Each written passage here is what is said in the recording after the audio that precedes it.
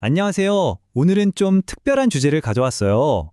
바로 우리 사무실에 곧 나타날 아주 새로운 동료에 대한 이야기인데요. 근데 이 동료, 사람이 아닙니다. 자, 한번 상상해 보세요. 내일 아침에 딱 출근했는데 내 옆자리에 새로운 동료가 왔대요. 네, 사람이 아니랍니다. 어떠실 것 같으세요? 이게 그냥 SF 영화 같은 얘기가 아니에요. 정말 곧 현실이 될 이야기거든요. 한번 제대로 파고 들어보죠. 네, 무슨 공상과학 영화 얘기하는 거 아니고요. 빠르면 2026년부터 우리 현실에 아주 깊숙이 들어올 기술, 바로 디지털 동요에 대한 이야기입니다.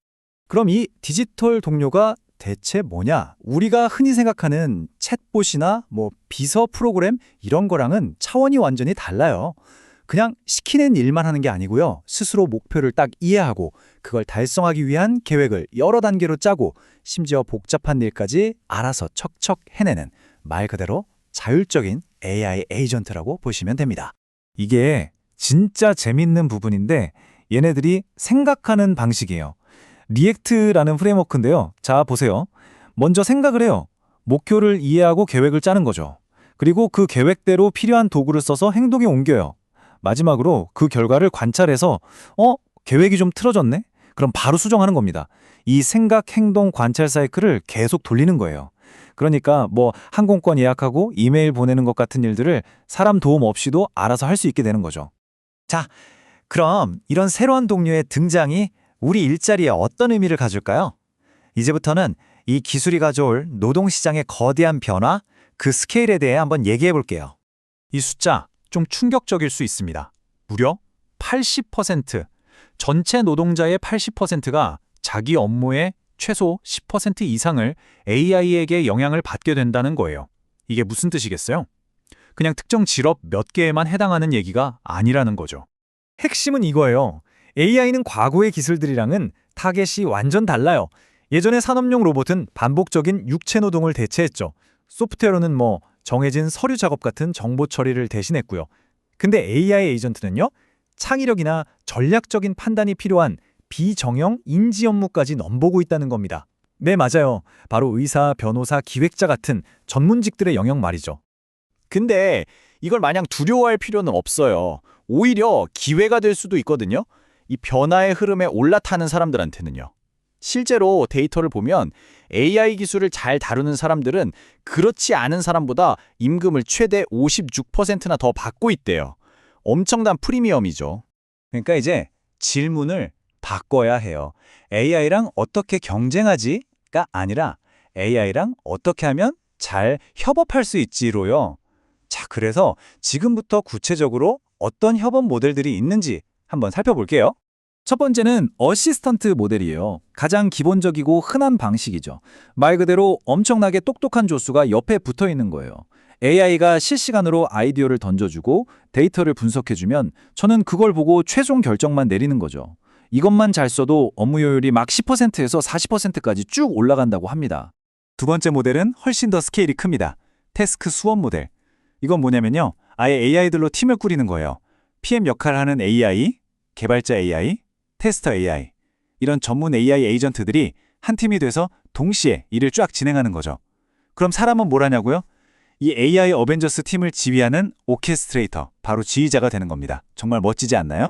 마지막 세 번째는 인간 참여형 검증 모델입니다. 이건 하이브리드 방식이라고 볼 수 있는데요. AI가 보고서 초안이나 코드 같은 걸 쫙 만들어줘요. 그러면 사람은 그걸 검토하다가 정말 중요한 결정의 순간 혹은 AI가 처리하기 힘든 돌발 상황이 생겼을 때 딱 개입해서 방향을 잡아주는 거죠. 일종의 감수자나 최종 결정권자 역할을 하는 건데 이렇게 했더니 프로젝트 성공률이 37%나 더 높아졌다고 하네요. 근데 여기서 정말 중요한 게 있어요. 이 변화에 빨리 적응하는 사람과 그렇지 않은 사람 사이의 생산성 격차가 이미 벌어지기 시작했다는 겁니다. 지금이 정말 골든타임이란 뜻이죠. 하버드 연구 결과를 보면 이게 확 와닿아요. 7월에 AI를 먼저 쓰기 시작한 얼리 어답터랑 석 달 뒤인 10월에 시작한 후발주자를 비교해봤더니 와, 먼저 시작한 쪽이 AI 에이전트를 쓸 확률이 2배나 높고 내리는 명령 횟수는 무려 9배나 많았어요.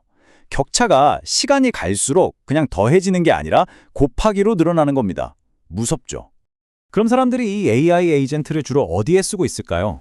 보시다시피 첫 번째가 업무 생산성 향상, 두 번째가 학습이랑 연구예요. 합치면 절반이 넘죠. 이게 뭘 의미하겠어요? 결국 지식 노동, 그러니까 지금 이걸 듣고 계신 여러분과 제가 하는 바로 그 일에 가장 직접적인 영향을 주고 있다는 겁니다. 자, 그럼 이제 제일 중요한 질문이 남았죠. 그래서 우린 이제 뭘 해야 하나? 지금부터는 개인과 조직 차원에서 뭘 준비해야 하는지 구체적인 생존 전략을 한번 짚어보겠습니다. 먼저 개인 차원에서는요. 딱 3가지만 기억하세요. 첫째, AI 리터러시를 마스터해야 합니다.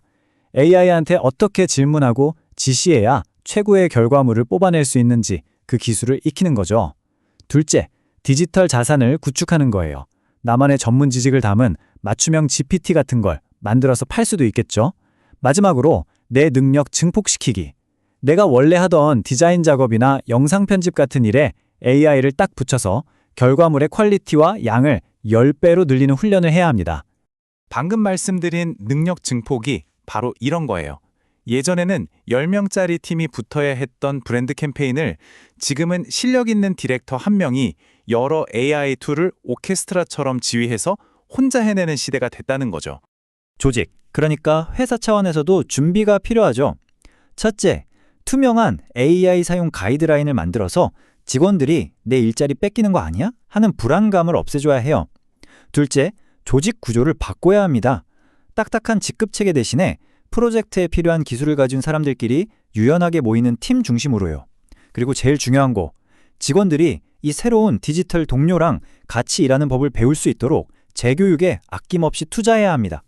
자, 이 모든 변화를 관통하는 핵심 메시지는 결국 이겁니다. AI가 일하는 방법, 즉 how는 완전히 바꿔놓을 거예요. 하지만 무엇을 할지, 그리고 왜 해야 하는지를 결정하는 그건 여전히 우리 인간의 몫이라는 거죠. AI는 도구일 뿐, 방향키는 우리가 쥐고 있는 겁니다. 그래서 오늘 이 이야기의 마지막 질문은 결국 이걸 듣고 계신 여러분 자신에게 던져야 할 질문입니다. 곧 다가올 새로운 디지털 동료를 맞이할 준비, 여러분은 되셨나요?